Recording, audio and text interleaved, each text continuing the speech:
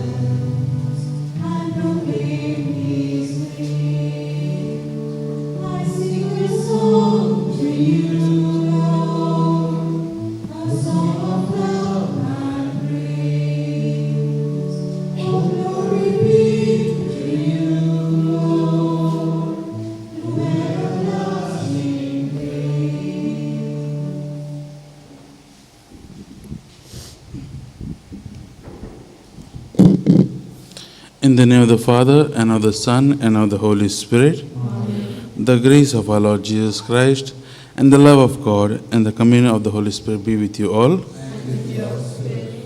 My dear friends, let us, as we come in the presence of the Lord, let us bring all our prayers, all our intentions before the Lord. Today, the readings call us to be ready to accept Jesus in our hearts. Let us reflect on ourselves and see whether we really have given Jesus the first place in our lives. Keeping these thoughts in mind, let us proceed with this celebration of love. Brethren, let us acknowledge our sins and so prepare ourselves to celebrate the sacred mysteries. I confess to Almighty God and to my brothers and sisters that I have greatly sinned in my thoughts, in my words, in what I have done, and in what I have failed to do, through my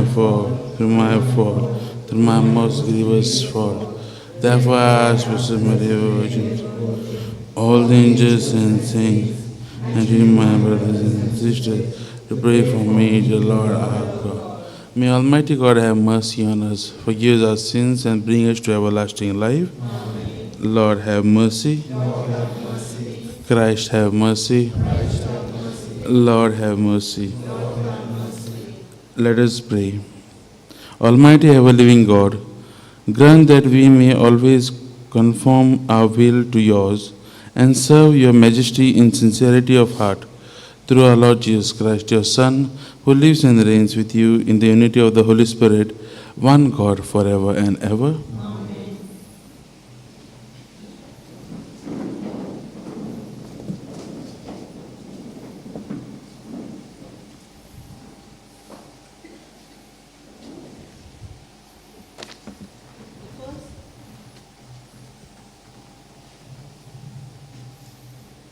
The first reading, a reading from the letter of St. Paul to the Ephesians. Christ is our peace, and he has made us both one. Remember that you were at that time separated from Christ, alienated from the commonwealth of Israel, and strangers to the covenants of promise, having no hope and without God in the world. But now, in Christ Jesus, you who were once far off have been brought near in the blood of Christ. For he is our peace, who has made us both one, and has broken down the dividing wall of hostility by abolishing in his flesh the law of commandments and ordinances, that he might create in himself one new man in place of the two, so making peace and might reconcile us both to God in one body through the cross, thereby bringing the hostility to an end. And he came and preached peace to you who were far off, and peace to those who were near. For through him we both have access in one Spirit to the Father. So then, You are no longer strangers and sojourners, but you are fellow citizens with the saints and members of the household of God, built upon the foundation of the apostles and prophets. Christ Jesus himself being the cornerstone, in whom the whole structure is joined together, and grows into a holy temple in the Lord, in whom you also are built into, for a dwelling place of God in the Spirit. The word of the Lord. Responsorial Psalm. The Lord speaks of peace for his people. The Lord speaks of peace for his people.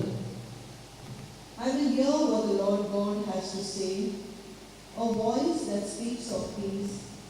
His help is near for those who fear him, and his glory will dwell in our land. Response: The Lord speaks of peace for his people. Have mercy and faithfulness have met. Justice and peace have embraced. Faithfulness shall spring from the earth, and justice look down from heaven. Response: The Lord speaks of peace for his people. The Lord will make us prosper, and our earth shall yield its fruit. Justice shall march before him, and peace shall follow his steps. Response: The Lord speaks of peace for his people. Gospel acclamation.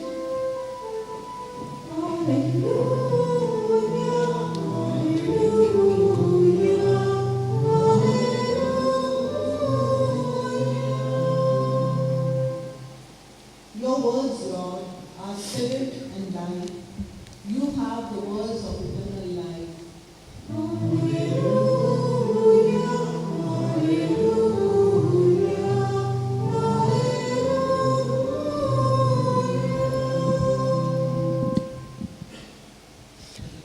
The Lord be with you. And with your spirit.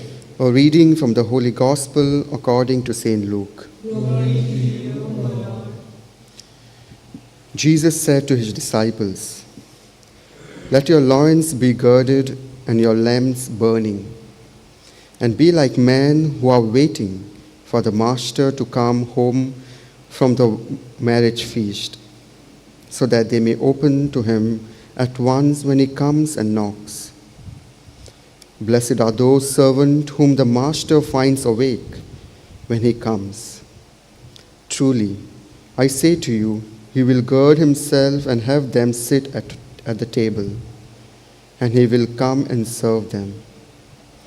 If he comes in the second watch or in the third and finds them so, blessed are those servants."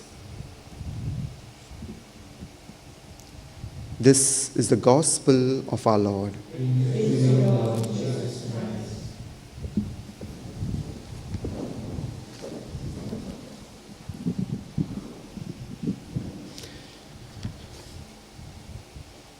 Gird your loins and light your lamps. In other words, be ready or be prepared. My friends, we all have our own physical checklist of preparation. When we travel by car, we make sure we carry an extra kit in case for emergency, so we are prepared. In a rainy season, before we set out, we take our umbrella or raincoat in our bag, so we are prepared. Or before we go to bed, we keep a torch, small torch next to our bed in case if the currents goes off, so we are prepared. And so on. This is our physical checklist of our life, checklist of preparation. What about checklist of our faith? Are we prepared? Are we vigilant? Are we alert? And Jesus in today's gospel tells his disciples to be a servant, to be watchful, to be vigilant of the master who's coming late night after the wedding. And who is this master? Who is this Lord who's coming so late night after the wedding? And Jesus himself said, "It is I. It is I who is coming. It is I who is coming to serve you. It is I who chose to be with you, to sit with you, next to you at the table." So are we prepared? Are we prepared to see Jesus, to receive Jesus? And it is precisely today's first reading St. Paul tells us that Jesus came to serve and not to be served. So again, are we prepared to meet Jesus? And Jesus has given us the gift. He has given us the first gift, and that gift is identity, that we belong to him.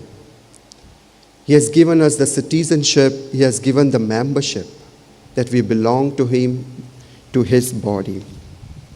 And without Christ, we have no identity, thanks to Jesus. And so we belong to him, so we need to be like him. We need to be like him, people of love, people of joy, people of peace, people of compassion, people of mercy and hope.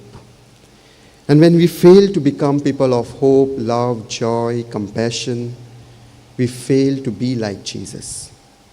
There is a wall that is dividing us. And it is Jesus who helps us to break that wall. It is Jesus who helps us to knock that wall, the wall of our own hatred, the wall of ego, pride, so that we may become people of joy, peace, compassion, and love. And as Christians, we are called to be the people of hope because our Lord is coming. We don't know what time is coming, we don't know when he's coming, but he's coming. So we need to be awake, we need to be vigilant, we need to be alert. And so it is important to ask ourselves, am I vigilant to meet our Lord? Am I vigilant to meet our Lord? Do I believe in hope that is coming? Do I believe in hope that is coming? Do I have an open heart to hear the sound when he knocks at the door, when he opens the door? And finally, do I need Jesus in my life, or I can manage on my own? So let us ponder over these questions as we continue to partake during this Eucharistic celebration. Amen. Page 293, I surrender all, N26, N26, page 293.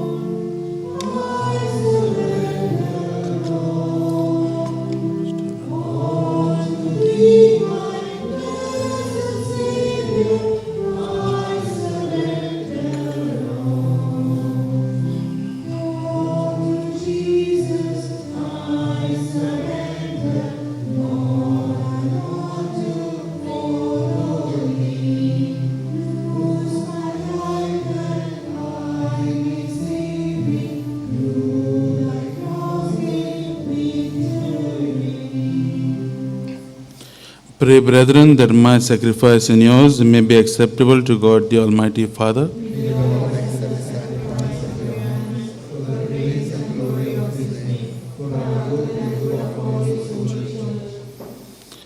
Grant us, Lord, we pray, a sincere respect for your gifts, that through the purifying actions of your grace, we may be cleansed by the very mysteries we serve. Through Christ our Lord. Amen. The Lord be with you. Lift up your hearts. Let us give thanks to the Lord our God. It is right and just. It is truly right and just, our duty and our salvation, always and everywhere to give you thanks, Lord, Holy Father, Almighty and eternal God. For although you have no need of our praise, yet our thanksgiving is itself your gift, since our praises add nothing to your greatness, but profit us for salvation through Christ our Lord.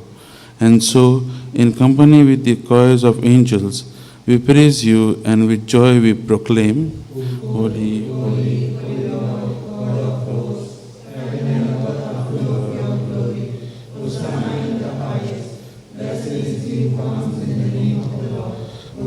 and the highest.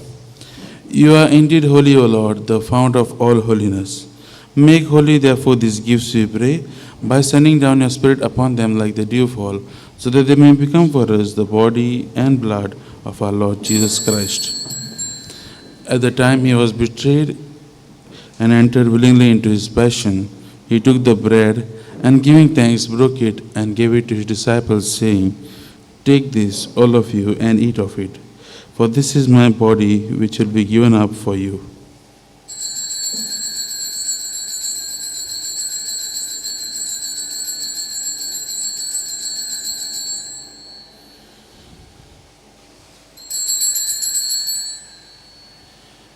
In a similar way, when supper was ended, he took the chalice, and once more giving thanks, he gave it to his disciples, saying, "Take this, all of you, and eat of it, drink from it. For this is the chalice of my blood, the blood of the new and eternal covenant, which will be poured out for you and for many for the forgiveness of sins. Do this in memory of me."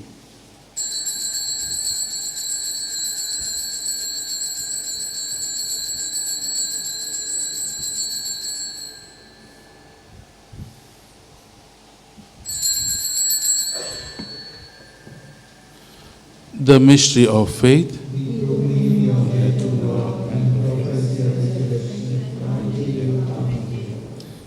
Therefore, as we celebrate the memorial of his death and resurrection, we offer you, Lord, the bread of life and the chalice of salvation, giving thanks that you have held us worthy to be in your presence and minister to you. Humbly we pray that, partaking of the body and blood of Christ, we may be gathered into one by the Holy Spirit.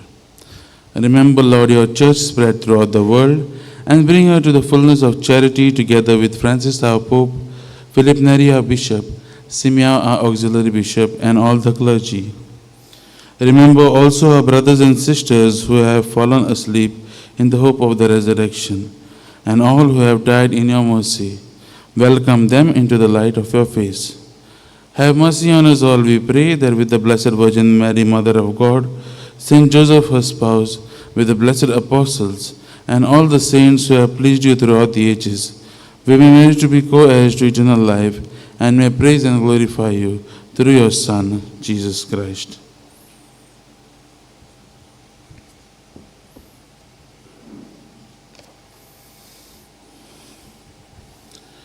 Through him, and with him, and in him, O God, Almighty Father, in the unity of the Holy Spirit, all glory and honor is yours forever and ever. Amen.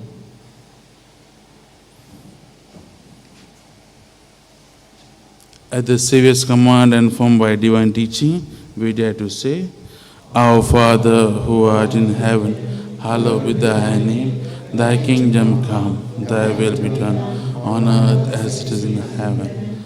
Give us this day our daily bread, and forgive us our trespasses, as we forgive those who trespass against us. And lead us not into temptation, but deliver us from all evil. Deliver us, Lord, we pray, from every evil. Graciously grant peace in our days, that by the help of your mercy we may be always free from sin and safe from all distress, as we await the blessed hope and the coming of our Savior, Jesus Christ. Lord Jesus Christ, who said to your apostles, Peace I leave you, my peace I give you. Look not on our sins, but on the faith of your church, and graciously grant her peace and unity in accordance with your will, who live and reign forever and ever. Amen. The peace of the Lord be with you always. And with your spirit. Let us offer each other the meaningful sign of peace.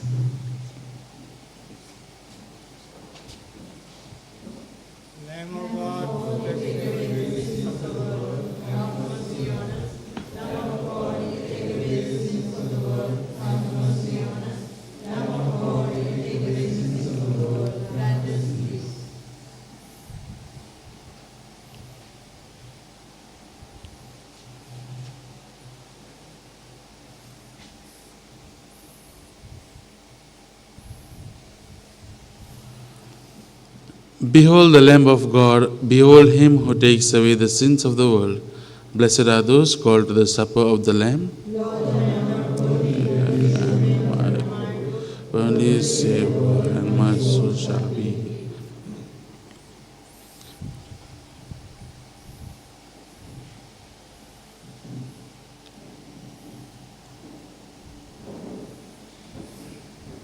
There is the year, page 160, D132, D132, page 160.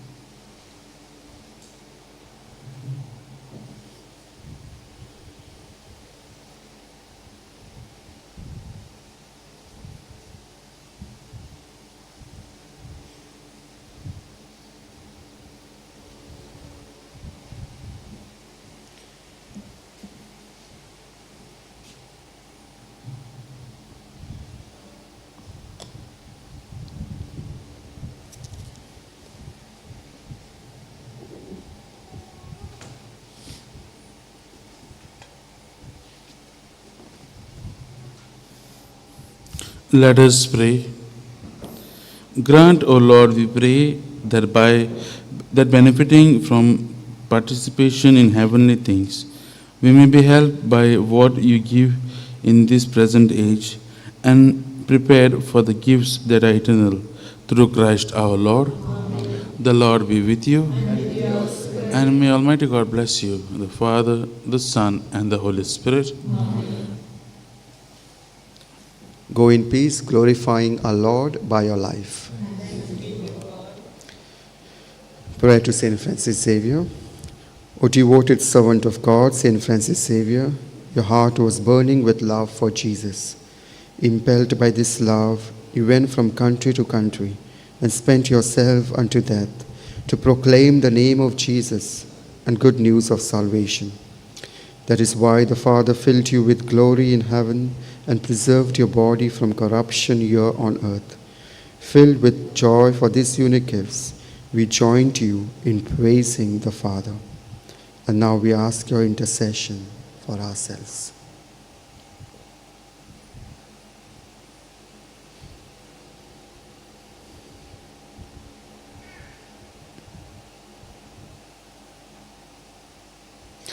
We ask you to obtain for us the fulfillment of these desires, if they are pleasing to the Father. And for everything together with you, we praise the Father through Jesus in the Spirit. Amen. C28, C28, page 83, praising C28. Praising